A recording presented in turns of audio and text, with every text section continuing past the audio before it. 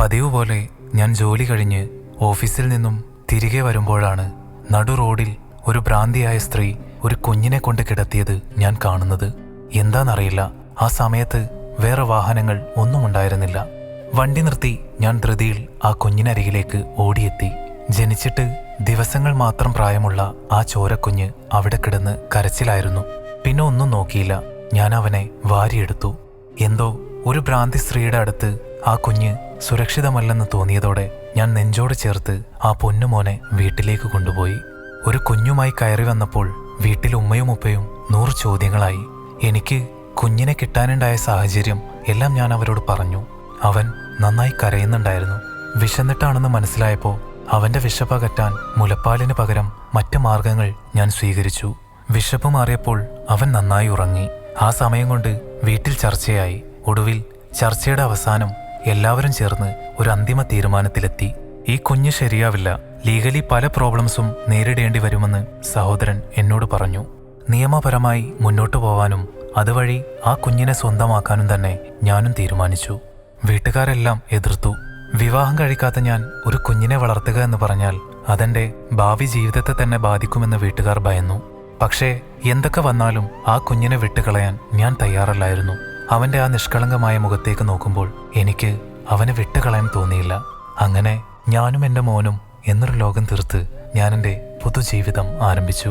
കുഞ്ഞിന് അമീൻ എന്ന് പേരിട്ടു. ഓഫീസിൽ പോകുമ്പോൾ മോനെ നോക്കാൻ ഉമ്മാനെ ഏൽപ്പിക്കും.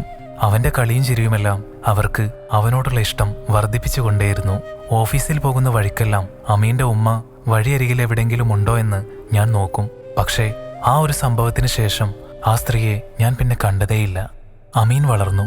എനിക്ക് വീട്ടിൽ വിവാഹാലോചനകൾ തുടങ്ങി. പക്ഷേ ഒരു കുഞ്ഞുള്ള കാരണം വന്ന ആലോചനകളൊക്കെ മുടങ്ങി. അവനെ ഉപേക്ഷിച്ചുകൊണ്ടുള്ളൊരു ജീവിതം സ്വപ്നം കാണാൻ പോലും എനിക്ക് കഴിയുമായിരുന്നില്ല. എനിക്ക് അവന് ഞാനും മതിയെന്ന നിലയ്ക്ക് ജീവിതം മുന്നോട്ടു പോയി. എൻ്റെ എല്ലാ പ്രതീക്ഷയും എൻ്റെ മകനിൽ ഞാൻ അർപ്പിച്ചു. അമീനും ഞാനും മാത്രമായ ഒരു ലോകത്ത് കഴിയുമ്പോഴാണ് ആ സ്ത്രീയെ അതേ സ്ഥലത്ത് വെച്ച് തന്നെ ഞാൻ വീണ്ടും കാണാനിടയാകുന്നത്. കണ്ട ഉടനെ തന്നെ ഞാൻ ആ സ്ത്രീയുടെ അടുത്ത് ഓടിയെത്തി. മുടിയൊക്കെ പിച്ചി പറിച്ച് കീറി മുഷിഞ്ഞ വസ്ത്രം ധരിച്ച് ശരീരമാസകലം വ്രണങ്ങൾ നിറഞ്ഞ ആർക്കും കണ്ടാൽ അറക്കുന്ന രീതിയിലായിരുന്നു ആ സ്ത്രീ അപ്പോൾ ഉണ്ടായിരുന്നത്. ഞാൻ പിന്നെ ഒന്നും ചിന്തിച്ചില്ല. എങ്ങനെയൊക്കെയോ തന്ത്രപരമായി നയത്തിൽ അവരെ വണ്ടിയിൽ കയറ്റി ഒരു ഹോസ്പിറ്റലിൽ കൊണ്ടുപോയി ചികിത്സിച്ചു.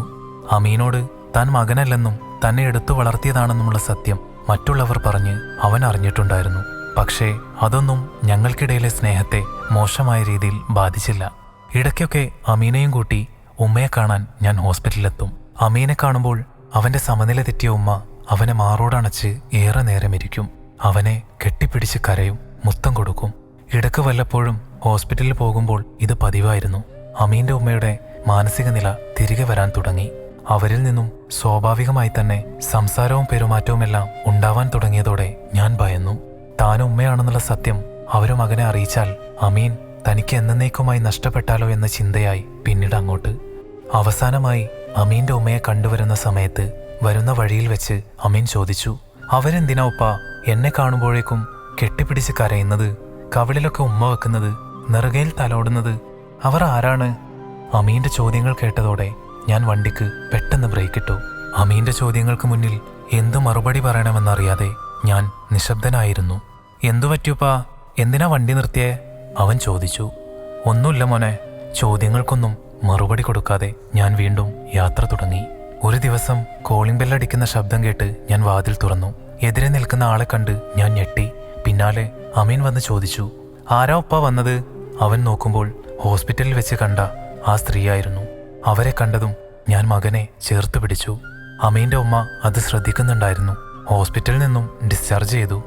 ഇത്രയും നാളും എനിക്ക് ചെയ്തു തന്ന ഉപകാരങ്ങൾക്ക് എത്ര നന്ദി പറഞ്ഞാലും മതിയാവില്ല. ഞാൻ പോവാണ്.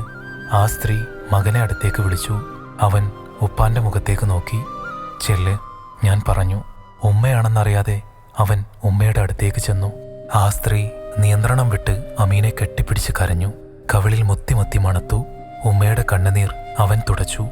അത് കണ്ടപ്പോൾ ഞാനൊന്ന് ഭയന്നു. മോൻ നന്നായിട്ട് പഠിക്കണട്ടോ. അമീൻ പറഞ്ഞു. ആ സ്ത്രീ നിറ കണ്ണുകളോടെ യാത്രയായി. പോകുമ്പോൾ ഇടയ്ക്കിടയ്ക്ക് അമീനെ തിരിഞ്ഞു നോക്കുന്നുണ്ടായിരുന്നു. അവർ മകനെ വിളിച്ചുകൊണ്ടു പോകുമെന്ന് ഞാൻ ഭയന്നിരുന്നു. ഏതായാലും അതുണ്ടായില്ല. ഞാൻ ദീർഘശ്വാസം വിട്ടു. ഞാൻ മകനെയും കൊണ്ട് തിരികെ വീടിനകത്തേക്ക് കയറി. എൻ്റെ കൂടെ നടക്കുമ്പോൾ അവൻ്റെ മനസ്സ് എന്നോട് മന്ത്രിച്ചു. അതെൻ്റെ ഉമ്മയാണെന്ന് എനിക്കറിയാം. പക്ഷേ എനിക്ക് പുനർജന്മം തന്ന എൻ്റെ ഉപ്പാനെ വിട്ടിട്ട് ഞാൻ എങ്ങോട്ടും പോവില്ല. എന്തു പറയണമെന്ന് എനിക്കറിയില്ലായിരുന്നു.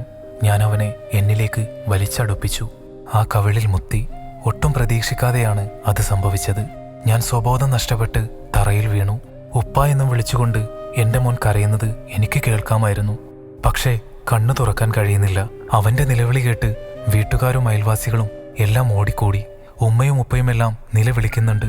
എനിക്കൊന്നും പറ്റിയിട്ടില്ല, ഞാൻ വീണുപോയതാണ് എന്ന് ഒരുപാട് തവണ ഞാൻ ഉറക്കെ വിളിച്ചു പറയുന്നുണ്ട്. പക്ഷേ അതൊന്നും അവര് കേൾക്കുന്നില്ല. പിന്നീട് എന്നെ എല്ലാവരും കൂടെ ചേർന്ന് ഹോസ്പിറ്റലിൽ കൊണ്ടുപോയി. അവിടുന്ന് ഒരു ഡോക്ടർ ഉപ്പയോട് പറയുന്നത് ഞാൻ കേട്ടു. ഇയാൾ ഇവിടെ എത്തിക്കുന്നതിന് മുമ്പ് തന്നെ മരണപ്പെട്ടിട്ടുണ്ട്. അത് കേട്ടതും സങ്കടമടക്കാനാവാതെ എൻ്റെ ഉപ്പ വാവിട്ട് കരയുന്നുണ്ട്. ഇല്ല, ഞാൻ മരിച്ചിട്ടില്ല, എനിക്കൊന്നും പറ്റിയിട്ടില്ല, ഞാൻ ഉറക്കെ പറയുന്നുണ്ട്. പക്ഷേ അതാരും കേൾക്കുന്നില്ല. എൻ്റെ ശരീരം തിരികെ കൊണ്ടുപോകുമ്പോൾ ആംബുലൻസിൽ ഞാനും കൂടെ ഉണ്ടായിരുന്നു. വീടിന് മുന്നിൽ വലിയൊരു ജനക്കൂട്ടം തന്നെ എന്നെ കാണാൻ വേണ്ടി കാത്തു നിൽക്കുന്നുണ്ടായിരുന്നു. എൻ്റെ ശരീരം ആംബുലൻസിൽ നിന്നും ഇറക്കിയതും എൻ്റെ പൊന്നുമോനും ഉമ്മയും എൻ്റെ ദേഹത്ത് വീണ് കരയുന്നുണ്ടായിരുന്നു. അവരുടെ കരച്ചിൽ കണ്ട് എനിക്ക് സഹിക്കാനായില്ല. ഞാൻ മരിച്ചിട്ടില്ല, എനിക്കൊന്നും പറ്റിയിട്ടില്ല, ഞാൻ വീണ്ടും വീണ്ടും പറഞ്ഞുകൊണ്ടേയിരുന്നു. പക്ഷേ ആര് കേൾക്കാൻ? എൻ്റെ മോൻ്റെ സങ്കടം കാണാനാവാതെ അവനെ വാരിപ്പുണരാൻ ഞാൻ ശ്രമിക്കുന്നുണ്ട്. പക്ഷെ കഴിയുന്നില്ല. ഒടുവിൽ ഞാൻ എൻ്റെ മനസ്സിൽ പറഞ്ഞ് വിശ്വസിപ്പിച്ചു, പടച്ചവൻ എന്നെ തിരിച്ചു വിളിച്ചിരിക്കുന്നു. ഇനി ഈ ഭൂമിയിൽ എനിക്കൊരു ജീവിതമില്ല. പക്ഷേ എൻ്റെ മകനാരുണ്ട്? അവനെ ആര് നോക്കും? ആ സമയത്താണ് അമീൻ്റെ ഉമ്മ വരുന്നത്. എന്നെ വാരിപ്പുണർന്ന് കരയുന്ന പൊന്നുമോനെ അവർ മാറോടണച്ചു. ആ കാഴ്ച എൻ്റെ മനസ്സിന് ആശ്വാസമേകി. എൻ്റെ മോനിനി ആരുണ്ടെന്ന ചോദ്യത്തിന് ഉത്തരം കിട്ടി. അമീൻ വാവിട്ട് കരയുന്നുണ്ട്. ഉമ്മ, ഉപ്പ പോയി, എന്നെ വിട്ട് പോയുമ്മ എന്ന് പറഞ്ഞ് എൻ്റെ പൊന്നുമോൻ ഉറക്കെ കരയുമ്പോൾ ഉമ്മ അവനെ ആശ്വസിപ്പിക്കുന്നത് ഞാൻ കേൾക്കുന്നുണ്ട്. ഉമ്മാൻ്റെ മോൻ കരയണ്ട, മോൻ ഉമ്മയുണ്ട്. ആ വാക്കുകൾ സത്യം പറഞ്ഞാൽ അവനേക്കാളേറെ ആശ്വാസമേകിയത് എനിക്കായിരുന്നു. എൻ്റെ പൊന്നുമോൻ തനിച്ചല്ലല്ലോ, അവനിപ്പോൾ ഉമ്മയുണ്ടല്ലോ. എല്ലാത്തിനും പടച്ച റബ്ബിന് വ്യക്തമായ പ്ലാനിംഗ് ഉണ്ടെന്ന് ഞാൻ മനസ്സിലാക്കിയ നിമിഷമായിരുന്നു അത്. കുഞ്ഞിനെ നടു റോഡിൽ വെച്ച് ഞാൻ കാണാനും അവനെ എടുത്തു വളർത്താനും അവൻ്റെ ഉമ്മയെ ചികിത്സിക്കാനും അവരുടെ അസുഖം മാറാനും പടച്ചോനെന്നെ തിരിച്ചു വിളിക്കാനും അങ്ങനെ എല്ലാത്തിനും അവന് കൃത്യമായ പ്ലാൻ ഉണ്ടായിരുന്നു. ഒടുവിൽ മൈലാഞ്ചി ചെടിക്കരികിൽ എന്നേക്കുമായി ഞാൻ ഉറങ്ങുമ്പോഴും മനസ്സിൽ എവിടെയോ ഒരു പ്രതീക്ഷ മാത്രം. എൻ്റെ ചാരത്ത് വന്ന് സലാം പറയാനും എനിക്ക് വേണ്ടി റബ്ബിനോട് കൈ ഉയർത്തി ദുആ ചെയ്യാനും എനിക്കൊരു മോനുണ്ടല്ലോ, എൻ്റേതല്ലാത്ത എൻ്റെ പൊന്നുമോൻ.